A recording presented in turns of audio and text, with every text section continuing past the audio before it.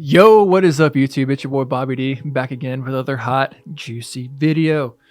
And as always, I'm joined by my guy, Steve Cook, here in Austin, Texas. I'm happy to be back, Bobby. Thanks for having me back. Appreciate you coming on my channel. Steve's always a fan favorite. Everyone's asking how Steve's doing and everything.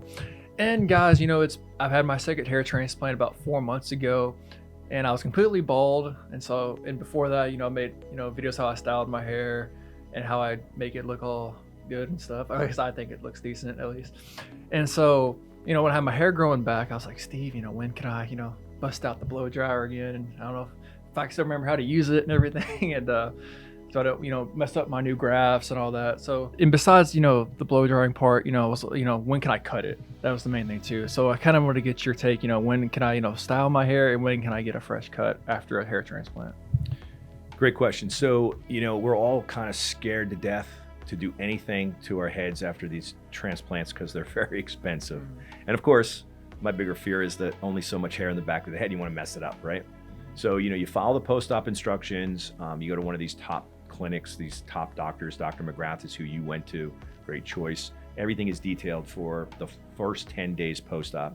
And then you have your suture taken out if it's FUT. If it's FUE, your hair's kind of growing back at that time. And you actually do have some scabbies from the extractions of the FUE as well. So those are going to heal up and go away in about 12 days, as will the scabs on the top of your head, right? So if you follow the instructions and you've done things properly and everything's looking like it's healing up, you want to be very careful that all the scabs are gone, all right? You don't want to ever pick or pry.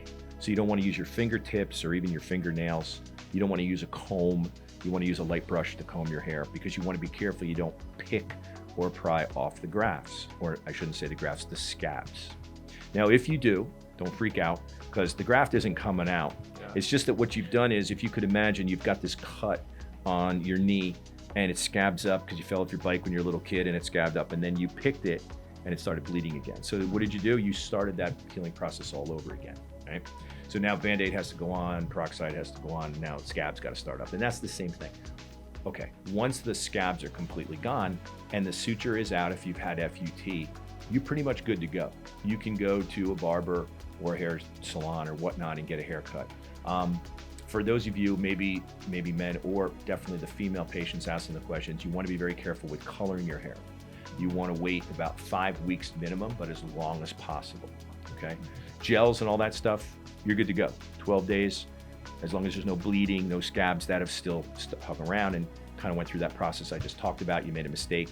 If there's no bleeding, you can start using gels and hair products and all that kind of stuff. So that's pretty much it. Now, this is your channel and your question, and I wanted to answer it, but I did want to add something to your question, which is interesting. We've really never talked about it. We could probably do another video on it, but it's kind of like how to wear your hair once you've had a transplant. Well, in your case, you've got kind of the best of both worlds, okay? You're a young guy that followed the instructions and you never went bald, okay? So you were thinning, you're receding, everything's been restored, you're on your second procedure, it's gonna get thicker, everything looks great. So you can kind of go back to the real world of doing whatever you wanna do. People that aren't as fortunate that were maybe bald, that get a bunch of hair transplants, and that hair is not as, should I say, it doesn't combine with anything else. So it's a bald head, and now it's got, let's say, 5,000 grafts on it, which is somewhere around 12,000 hairs. That's a lot less than probably the 40 or 50,000 hairs that was up there in the front section. So what do you do with that? You have to be very careful on how you wear that. And we will do another video on that. But bottom line is you want to make sure that post-operatively, you don't put yourself in a situation where you're very uncomfortable because, you shaved your head and your hair doesn't grow in as fast as Bobby D, okay? You want to make sure that you don't make mistakes and color your hair too soon because you got gray hair and you hate it, and you do it in a week after the surgery. That's a no-no. So, I'm always available, and everybody knows where to reach me as well, or reach out to Bobby, but, it's basic stuff. The scabbing, everything has to heal. This is a process. This takes time. He asks all the right questions. He knows what to avoid and, be careful with certain things. So if he doesn't know it, then he's reaching out to us. So your doctor is a resource. Your doctor's clinic has very talented, skilled people that can answer these questions. Don't do anything stupid, and be a little bit careful online. I have a little bit of a problem sometimes with guys online because it's like a Monday morning quarterback. You know, they start to scare you and tell you you did it wrong and all the hair is going to fall out and all that stuff. I mean, not everybody, but it happens. So anyway, we're all in on this together. We're all a team. You know, those of you watching, you could do what I do if you had hair loss and you went through what I went through, right? So it's all about us helping each other. So when it comes to caution and post-op preparation, follow the instructions, call your clinic. If you're my patient, text Steve Cook, and happy to help, man. It just shows that, you know, you're very passionate about what you want. You pay all this money, you want your hair to be as best as it can be. I admire that. So that's something that's you and I have built a relationship. It started out with hair. Now you know, we're good friends, and it's all about helping other people get what you got, what I got. Yeah, thanks, Steve. Because I remember, it's funny, guys. I got my hair cut.